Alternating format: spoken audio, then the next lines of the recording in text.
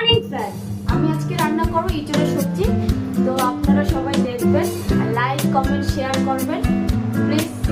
তো আমি রান্নাটা এখন বসাবো, তো আপনারা সবাই দেখেন। তেল দিয়ে দিই,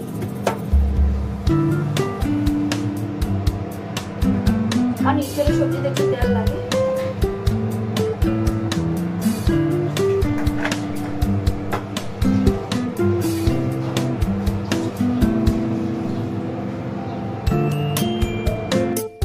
এই যে আলুটা ভেজে নেবো আমি।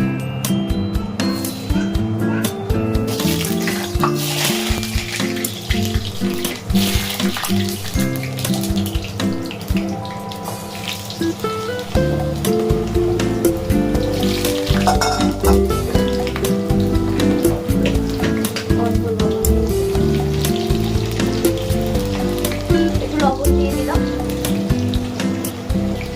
আর অল্প পরিমাণ তো হলুদ দিয়ে দিলাম।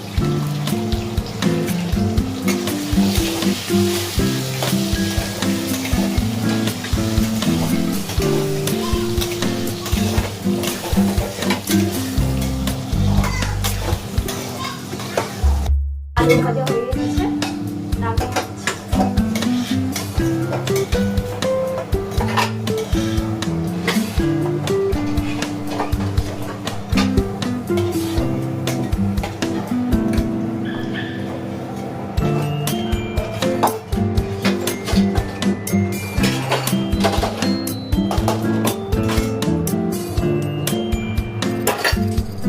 অল্প জিরে দিয়ে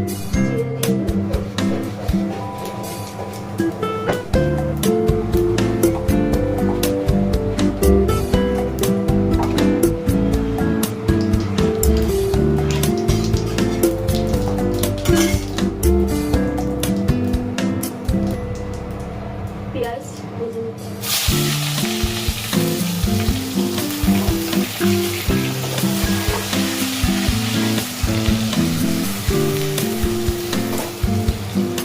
অল্প কাঁচা লঙ্কা দিয়ে দিচ্ছি, তারপর মশলাটা দিয়ে দিচ্ছি একসাথে। সব মশলাটা একসাথে ভেজে নেবো।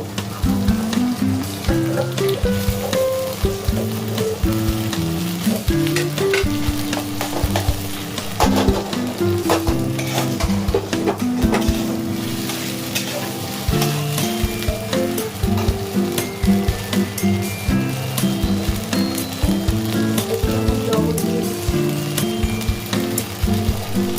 আর অল্প দিয়ে দিচ্ছি।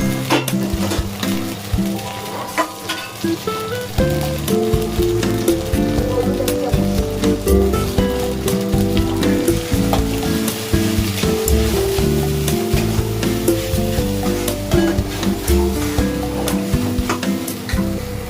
এখন আমার মশলা ভাজা হয়ে গেছে, তো এখন আমি ইঁচড়টা দিয়ে দিচ্ছি।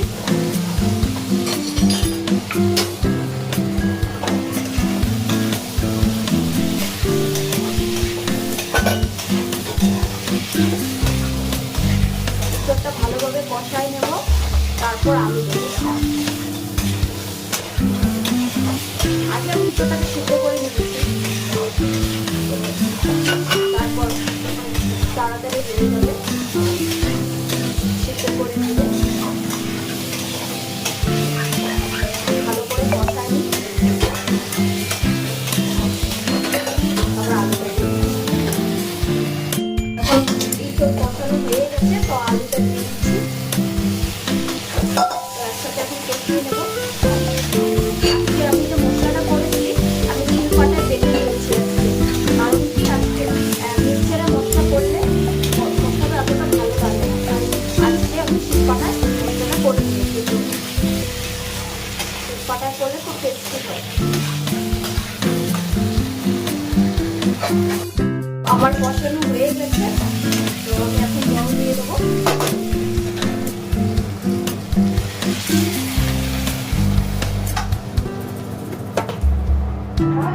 পরিমাণে জল দিয়ে দিয়েছি, কারণ একটু মাখা মাখা ইঁচড়ের সবজিটা ভালো লাগে।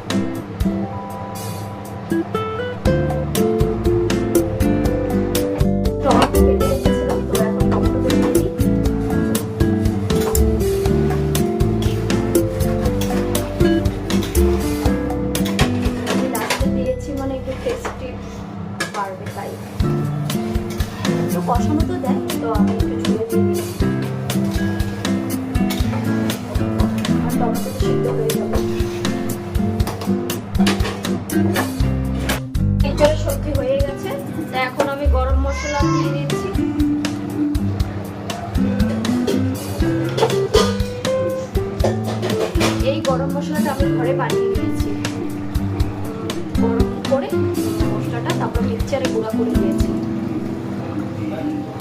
খুব সেন্ট করে, খুব টেস্টি লাগে তরকারি। তো আমার ইডলি সবজি হয়ে গেছে, তো আমি এখন গ্যাস অফ করে দিচ্ছি। বাই বাই ফ্রেন্ডস, তো আমি এখন গ্যাস অফ করে দেবো।